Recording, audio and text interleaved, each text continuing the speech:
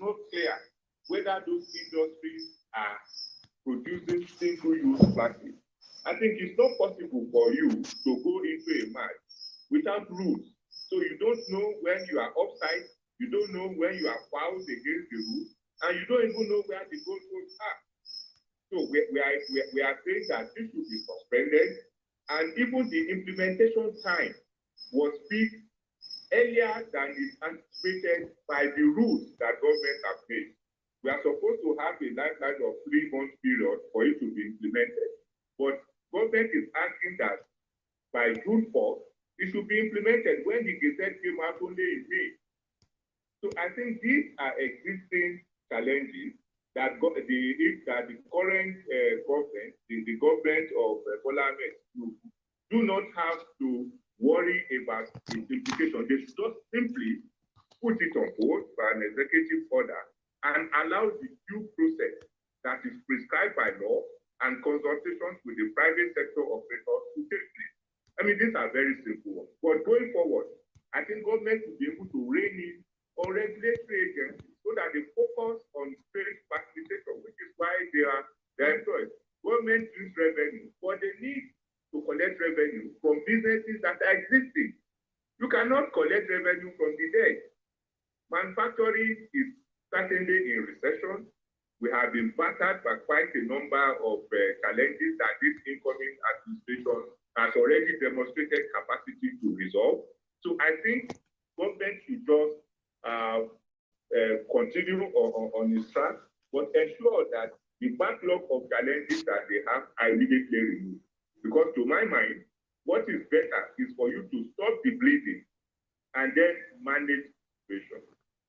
The policy, one of the policies that seems to have received mixed reactions, and I'll explain why I said mixed reactions, it would have been all positive, except for the fact that when it was decided that there would be harmonization, government allowed all the windows for the foreign exchange rate to dissolve into one, and you find out now that what used to be known as the official window through which manufacturers and other such people were supposed to source for funds has now almost moved to the level of what we refer to as the black market. But there are two issues here.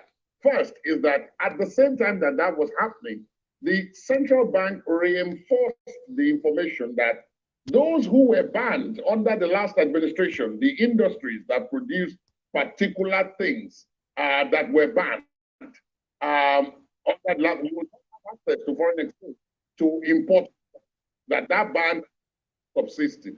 And then there's the question of availability of foreign exchange itself. So, is this a question of, you give up with one hand and you take with the other? How are manufacturers reacting to this?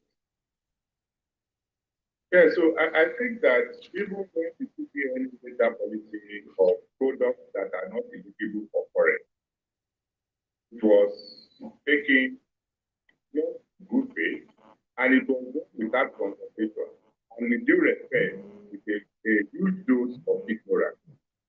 Because those items that were imported, international trade in terms of products is conducted by HS.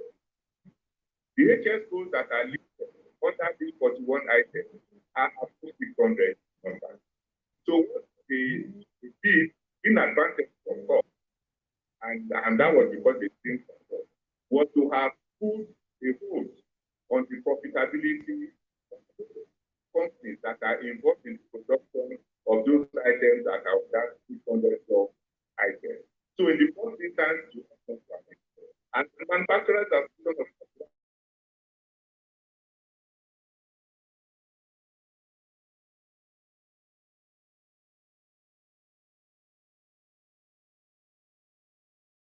for forex.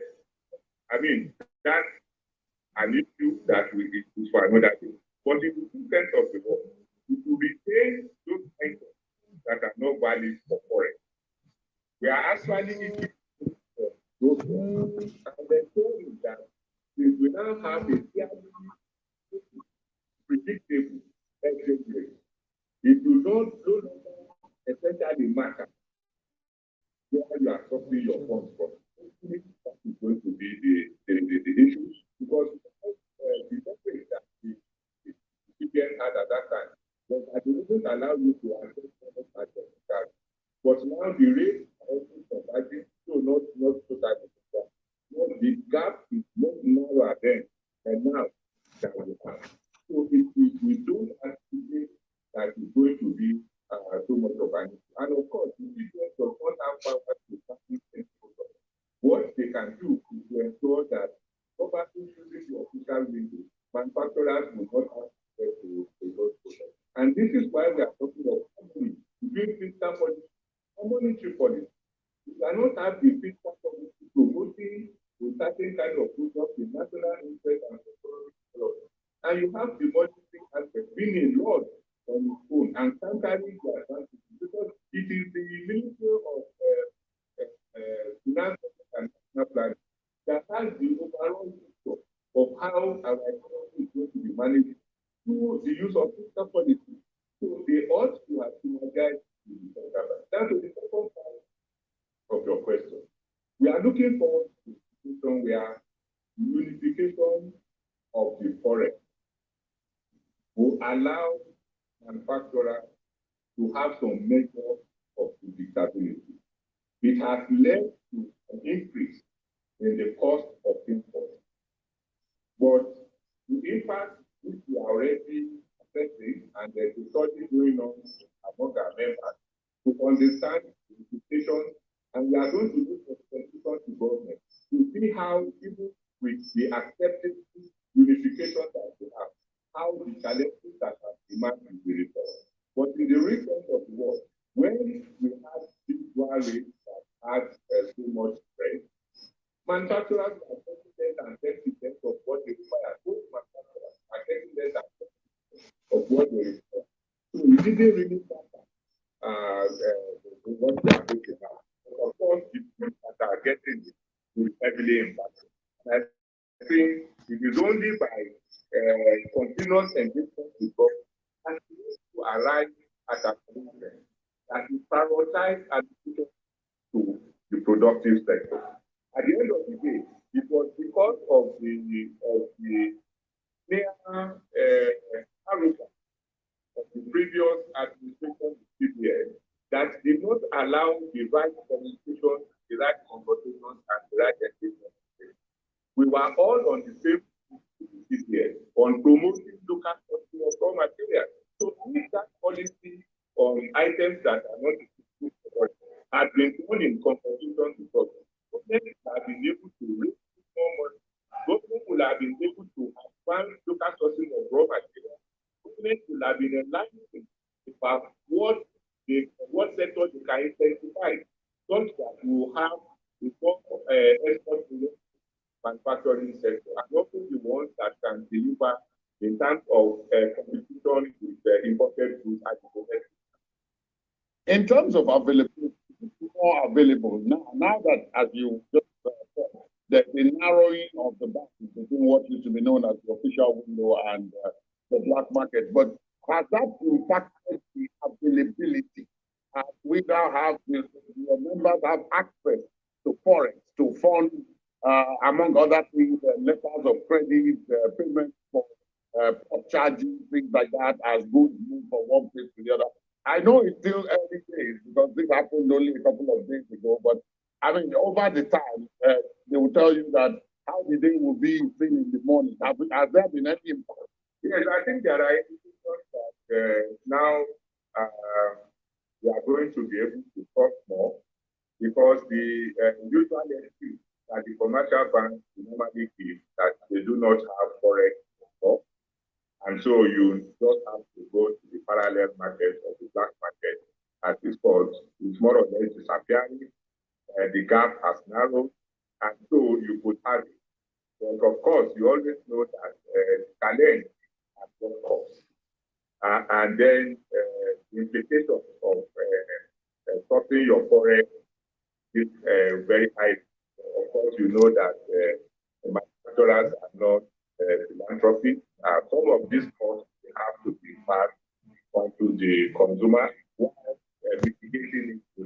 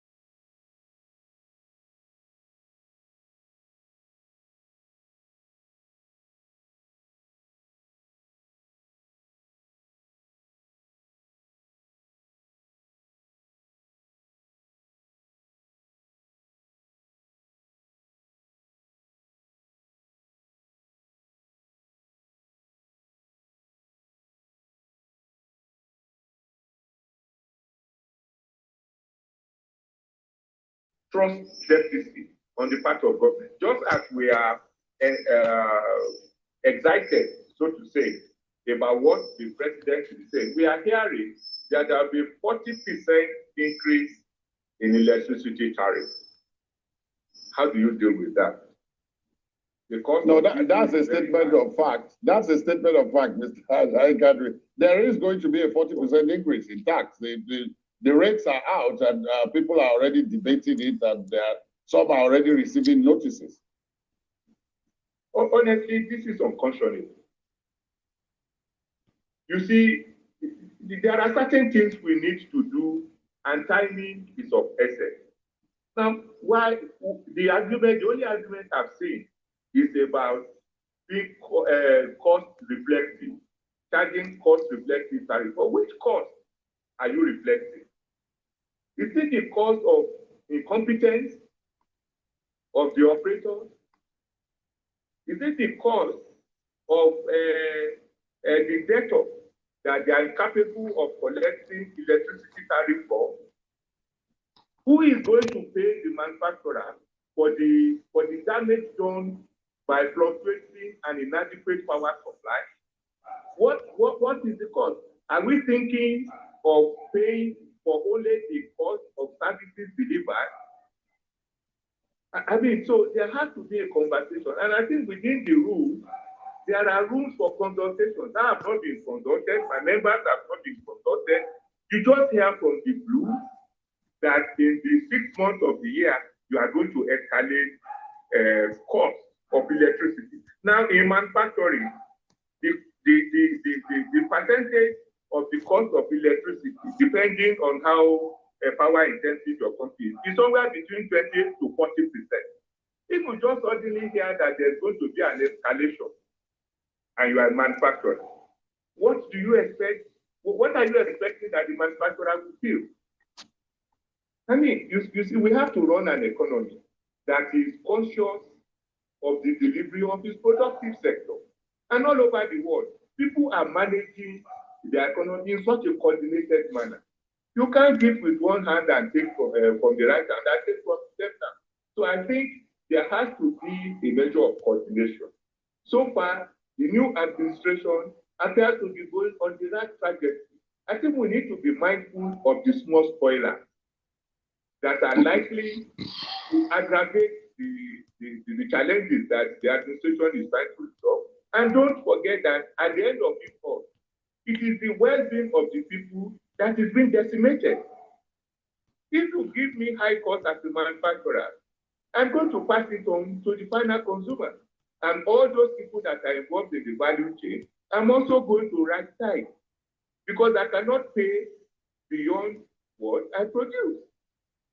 So I think there has to be a deeper reflection. And thank God we have a team that are advising the government. I think they need to take note of the feelings that they are getting from the operators in the economy.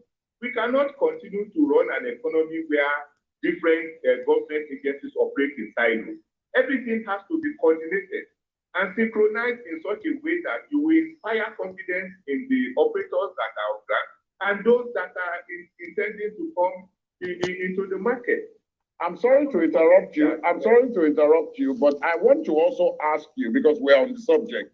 All this is happening at the same time that the new administration has signed the new electricity bill into law. President Tinubu signed that into law, which allows for the issue of power generation to move from the exclusive list and move to the concurrent list, where states and others can also make arrangements for power supply. I raised that because you mentioned just now that between 28 and 40% of the costs for manufacturers, depending on what they are producing, would be power supply. Is this a good thing? Do you think that allowing others to do it, apart from the federal government, may bring down the cost or may make it more available or more consistent? In the medium to long term, yes. I mean, we have commended government for doing that. We have only cautioned that there should be a lot of monitoring so that we don't start on the wrong foot. But that is a positive development. It is actually going to allow players to share power. It will open the room for competitiveness. It will increase the probability of having investors, both local and foreign, go into it. Even state government, captive power, also excellent possibilities. And I believe that investors will be on the lookout on how they can come into the fray. But the only issues we are talking about is the now. What is relevant for the existing manufacturers? And we should not go into the same perception that the consumers of electricity are on the receiving end and they do not have a say. For instance, more than 50% of those who enjoy electricity in Nigeria are not metered. So you are not even able to control your cost. I mean, if the cost at which you are supplying electricity is going up, I can decide to rationalize my operation. I can decide to run 2 shifts rather than run 3 shifts. I can decide to switch off some equipment at certain times of the day.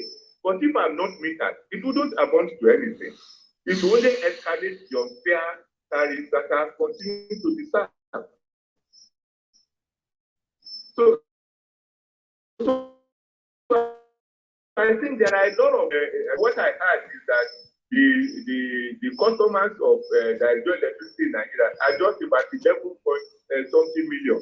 I mean, and we have a population of 200 million people in Nigeria. So I think that there has to be a lot that is done, even under the current dispensation, for us to take into consideration the situation of those who enjoy the electricity supply.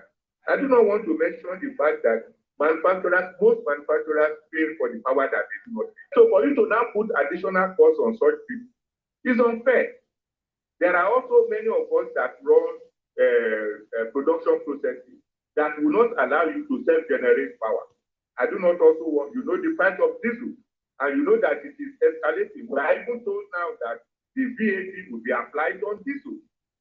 So whichever way you look at it, this very important component of our cost structure is skyrocketing.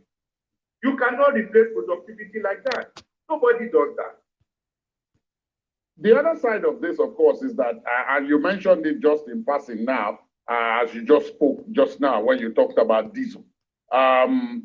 Diesel has been deregulated for quite a while, and we all know that in the aftermath of what is happening in Ukraine, the prices have gone up because that has introduced a high level of uncertainty. But then something else that has happened in the last couple of weeks is this deregulation of petrol. Now, most industries, particularly the small ones, rely on petrol generators. It's the medium and maybe large enterprises that use diesel because their own generators are bigger. But your barbing salon, your hair salon, and those other smaller manufacturers, and even some level of those who produce goods, use petrol generators. And that is linked to the fact that they cannot guarantee constant, regular public power supply. So what you are saying so far has a link to that, because if power is consistent, then the use or the consumption of petrol will go down, isn't it? And now that petrol has been regulated, the price has gone up, and that is having impact on manufacturing. Have your members come back to you on that one since it started? Yes, excellent analysis. They have. And that's why I was saying that there has to be a lot of synergy. There has to be a holistic picture. Maybe because the reform that is being made is coming piecemeal. There is no network that connects them. And I think government needs to be very, very careful about it so that they don't inadvertently create a system that will spin out of control. And then we may start to have some discontent from the sectors that have so far given this new administration the right support. You see, it is not easy for you to cause such a price escalation in PMS and have everywhere quiet. I think what the people are saying to this government is that we are giving you the benefit of a doubt. As a matter of fact, we advocated that Nigeria should give this government the benefit of a doubt. Government should not shrink this confidence. There is need to show the citizens the government is coordinated and moving in the right direction. Now, apart from the fact that small-scale industries use PMS, the price has gone up. Many people use petrol to power their generators at home. Many people use petrol to power their generators at home. So, if, and we are saying that government will actually improve the supply of electricity so that we will reduce the use of petrol at home and the rest. But this now is being sabotaged by the increase in electricity tariff.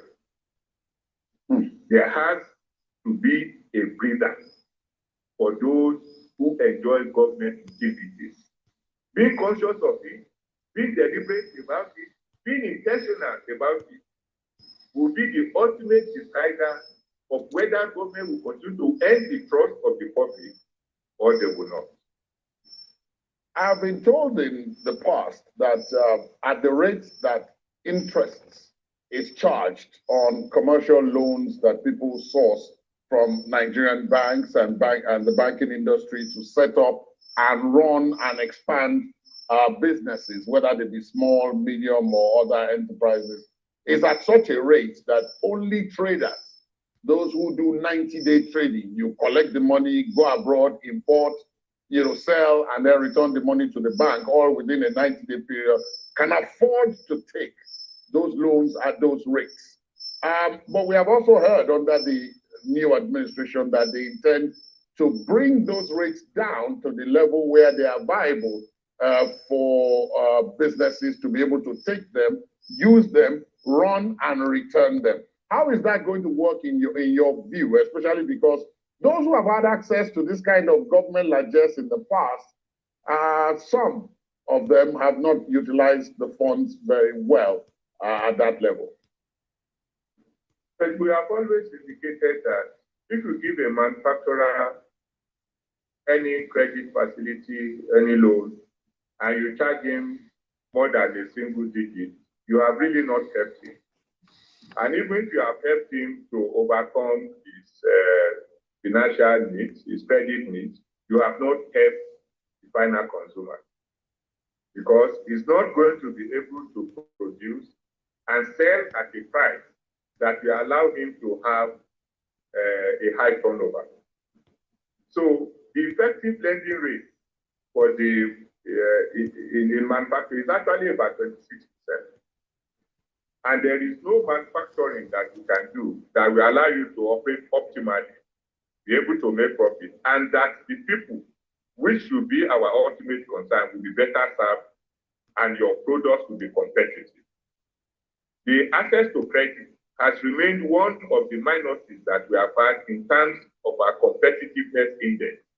It has continued to make us not to be competitive, even when we compete against imported products in our own market. Not to talk of the market penetration that we should have outside of the country, even within the West Africa, and beyond the continent. So for us, the promise of government, and again, which was said within the first 1 month of this administration, that we are going to be able to have a lessening of the burden of credit on manufacturers, is music to us. It is left now to be seen how this is going to be achieved. We have BOI that has done excellently well.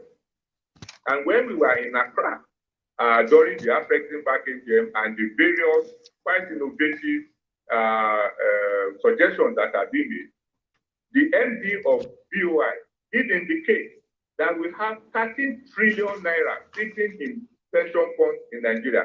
I do not utilize and not helping the economy. If you put such monies, for instance, in the hands of BOI, it will be able to expand the credit facility to manufacturers using a different window from the commercial banks. Commercial banks will never want to lend to you long, and manufacturing has a long gestation period. So, but if you put it in the hands of a professionally run that has a long history of repayment and that have developed competence over a long period of time on how to manage manufacturing loan advancement, will be helpful to the economy. So we need to run this special window in such a way that they are able to support productivity, because at the end of the day, government is going to realize more revenue, Government will not be burdened with the attraction to escalating taxes and levies and fees on all fronts. The regulatory agencies will be able to focus on regulating and promoting and facilitating trade and manufacturing, and not grabbing at any opportunity to generate revenue. So these are windows that we believe the current administration is thinking about. Otherwise, we are going to have empty promises that didn't deliver. And people will start to imagine that we have had this before, we have had these assurances before, but what has always been the base is putting it on ground. Let it land on the system so that we will be able to see immediate reaction from the part of the private sector. My very next question has to do with something that for many people, they might consider it existential.